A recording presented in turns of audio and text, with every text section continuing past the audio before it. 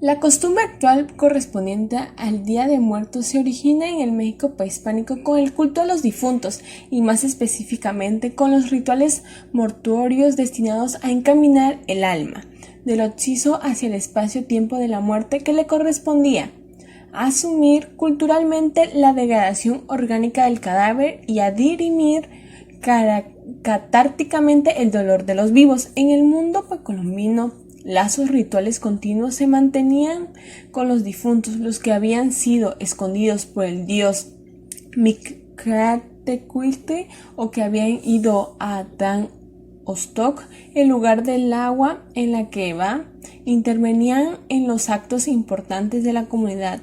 Se invocaban para la siembra, la cacería o la guerra, se convocaban en el contexto de ritos mágicos y se evocaban para distintos acontecimientos sociales, como los nacimientos, matrimonios, etc. Los finados seguían participando espiritualmente de manera activa a la vida del grupo. Eran a su vez objetos de veneración y de culto por parte de la familia del Calpulli o de la nación entera, según su rango o su desempeño socioexistencial. Entre las numerosas celebraciones que se les eran consagradas destacaba sin duda el funeral, primera fiesta de difuntos que consumía ritualmente la separación del occiso de la comunidad de los vivos. Durante los 4 meses y los 4 años que seguían a su fallecimiento se realizaban asimismo distintas ceremonias en fechas y según modalidades que dependían de la manera en que había muerto la persona y por ende del lugar del inframundo hacia el cual ésta se dirigía. Las fiestas anuales de difuntos son las que dieron su carácter particular a los días de muerto, que se celebraron el día 1 y 2 de noviembre desde los primeros momentos de la colonia. Consideraremos aquí algunas fiestas de difuntos tal y como se efectuaban en tiempos anteriores a la conquista, no sin antes recordar las distintas moradas hacia los que estos se dirigían. Los lugares de la muerte, el movimiento espacio-temporal del astro rey a la vez que estructura coordinalmente el mundo. Define asimismo los 4 lugares donde van a morar los difuntos: el Mictlán o lugar de los muertos, donde impera Mictlantecuhtli, el señor de la muerte; Tlalocán, lugar del Tlaloc; Tonotihuacán, la casa del sol, morada de Huitzilopochtli; y Zincalco, la casa del maíz, regido por Huecmac. El Mictlán. Los que mueren de muerte natural o enfermedades no tienen un carácter sagrado, es decir, que descienden como el sol poniente en las fauces de Tlactecuhtli, el dios de la tierra. El recorrido intraterrenal está constituido por etapas con obstáculos específicos que expresan quizás a niveles narrativos la putrefacción y otros tornamentos tanatomórficos que padece un cadáver en su regresión orgánica hacia astral. En este contexto, la blancura ósea que permanece después de 4 años, el descenso del Mictlán reproduce además la bajada de Quetzalcóatl en el inframundo, ya sea como sol poniente o como creador del hombre y las pruebas que tuvo que sortear el dios. Establecen, como veremos adelante, el modelo ejemplar de una regresión letal, lo que iba en este lugar era: los que morían de enfermedad, ahora fuesen señores o principales, o gente baja, y el día que alguno se moría, varón o mujer, o muchacha o muchacho. La geografía del inframundo estaba constituida por 2 montañas que chocaban una con otra y amenazaban con apresar a los que pasaban un camino cuidado por una serpiente, un lugar habitado por una lagartija verde, Xochitonal. Había también 7 páramos y 7 collados. El impenetrante llegada después a un lugar donde soplaban vientos de obsidiana Itzehecayán. Por razones de estos vientos y fealdad, quemaban todas las petacas y y armas y todos los despojos de los cautivos que habían tomado en la guerra, y todos sus vestidos que usaban. Decían que todas estas cosas iban con aquel difunto, y en aquel paso le abrigaban para que no recibiese gran pena. Lo mismo hacían con las mujeres que morían, que quemaban todas las alhajas con que tejían e hilaban, y toda la ropa que usaban, para que en aquel paso las abrigasen de frío y viento grande que había, el cual llamaban Itzehecayán, y el que ningún jato sentía en gran trabajo con el viento de este paso. En este recorrido al inframundo los acompañaba un perro que se llamaba Siconpompó, y más hacían al difunto llevar consigo un perrito de pelaje bermejo, y el pescuezo le ponían hilo flojo de algodón. Decían que los difuntos nadaban encima del perrito cuando pasaban un río del infierno que se nombraba Chiconahuapam. Dicen que el difunto que llega a la ribera del río arriba dicho, luego mira el perro, y si conoce a su amo, luego se echa nadando al río hacia la otra parte donde está su amo, y le pasa a cuestas. Por esta causa los naturales solían tener y criar a los perritos para este efecto, y más decían que los perros de pelo blanco y negro no podían nadar y pasar, porque decían que el perro blanco ya estaba bañado, y el negro decía que se había puesto de ese color porque estaba sucio, y por eso es que no puede pasar.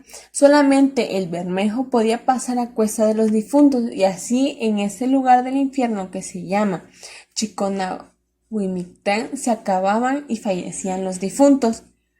En el caso del Tealocán, ahí llegaban solamente los que que se morían por los rayos o se ahogaban en el agua, los leprosos, los bubosos y sarnosos, gotosos e hidrópidos. Luego seguía lo que se le conoce como el Tonatiuh Ichan, la casa del sol. Aquí llegaban los que habían muerto al filo de la obsidiana, es decir, eran los que morían frente al enemigo, o los que morían allí en la guerra, en el campo de batalla, allá en el lugar donde se enfrentaban. Allá expiraban, allá terminaba su tarea, o los llevaban para luego ser sacrificados, a veces en sacrificio gladiatorio, echados sobre el fuego, atravesados por flechas, por espinas, en escaramuzas o sobre acote ardiendo. Todos ellos van a la casa del sol. A esto debemos de añadir las mujeres muertas en el parto, quienes eran consideradas como guerreras que habían muerto en combate. De hecho, cuando una mujer paría, se decía que había tomado un prisionero. Y por último está el sincalco, que solamente van los que son bienaventurados y son amados y los llevan los dioses para sí, y son los niños que mueren en su tierna niñez, que son como unas piedras preciosas, es decir, por ejemplo, los niños los niños que acaban de nacer, esos los que van al sincalco. Los mayas creían en la vida después de la muerte, pues la vida era un tiempo sin fin. Para los mayas, la vida y la muerte son complementos indispensables. En la cultura maya, el hombre se concibe como una naturaleza dual, es decir, la unión del cuerpo y la identidad anímica, que se separan en el momento de la muerte para habitar en los sitios del cosmos. Entre ellos el inframundo llamado Chilbaba, que se traduce como el lugar donde se desvanece. La vida cíclica de los mayas existe en un espacio cósmico, sostenido por las ramas, tronco y raíces de una monumental ceiba, o árbol sagrado, considerado por esta cultura el eje del mundo, explica Teisler. La ceiba es el puente de comunicación entre tres niveles de existencia: cielo, tierra e inframundo. El cielo es concebido como una pirámide de 13 niveles, la tierra como una plancha cuadrangular, y el inframundo como una pirámide invertida de 9 cuerpos. El cielo está destinado para los que morían en la guerra y en el sacrificio, y posiblemente a las mujeres que morían en el parto. Otro espacio era una especie de paraíso terrenal, un lugar donde había abundancia de comida y bebida, y en el centro estaba una ceiba. El Popol Vuh, el libro sagrado de los mayas, describe el descenso al inframundo como un camino de pruebas a sortear. Para llegar ahí es necesario bajar por unas escaleras muy inclinadas, atravesar ríos rápidos de sangre y de agua, y pasar por unos jícaros espinosos. Atravesar el agua representa la destrucción, retorno a un estado original y renacimiento. Bajar el inframundo significa adquirir conocimiento, porque el inframundo es un lugar fértil y acuático. Los sacerdotes y chamanes llegan al inframundo a través de los ríos, los ojos de agua, los cenotes y cuevas rocosas, cavernas y volcanes. En el último nivel del inframundo, el cuerpo se desvanece y se convierte en esqueleto. Uno se vuelve como el señor del Chiluabá, como el dios de la muerte. El dios de la muerte tiene rasgos vitales, si bien es un esqueleto. Tiene ojos, por lo que puede ver. Conoce el mundo que habita. Contrario a los cristianos, para los mayas, lo sagrado está en el interior de la tierra, donde surge la vida y no el cielo. Chilam Balam habla de cómo los indígenas tuvieron un gran cambio ideológico sobre sus tradiciones al momento de ser conquistados. Aunque tuvieron este cambio, se siguieron conservando varias formas de cómo honrar y apreciar a los muertos. Es decir, que se empezaron a mezclar varias ideologías y elementos para estas fechas. Gracias a esto es como hoy en día conocemos al Día de Muertos, como una tradición y celebración animada y hermosa con la que recordamos a los que ya no están con nosotros.